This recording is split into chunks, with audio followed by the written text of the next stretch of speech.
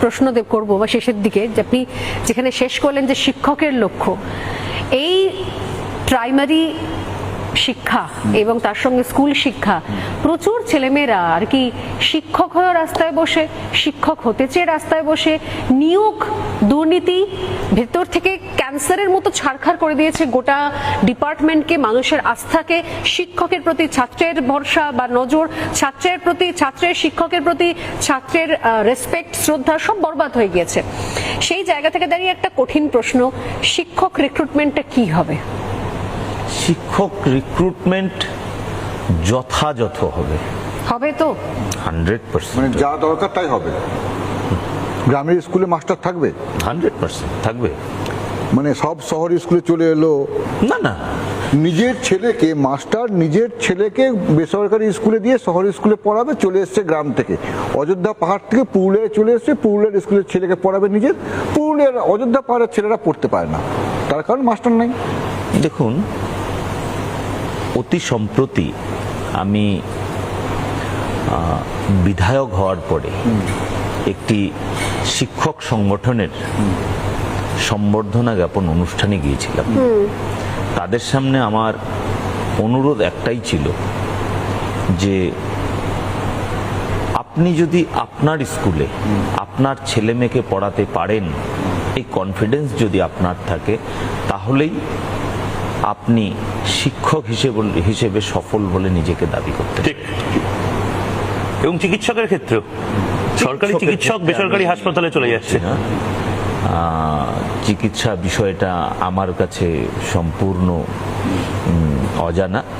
তো আজকে আমাদের কিছু নয়, শিক্ষককে ছাত্রকে একত্র নিয়ে আসতে হবে।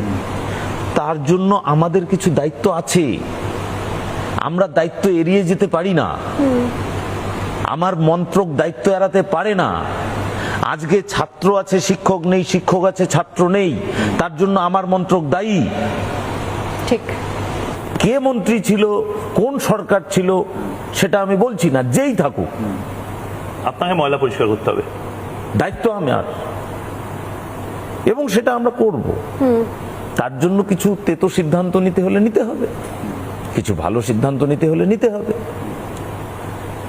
আমাদের ইনকামমেন্ট, আমাদের উপভোক্তা ছাত্র, আমাদের উপভোক্তা শিক্ষক নয়। ঠিক।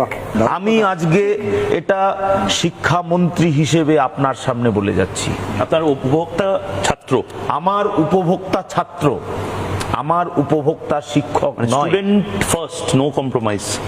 Student first, no compromise.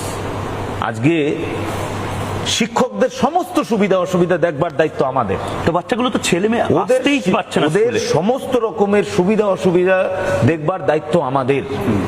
কিন্তু আমাদের সমাজকে, আমি শিক্ষক, আমাকে এটাও বুঝতে হবে, আমি যা চাইবো তা পাবো না।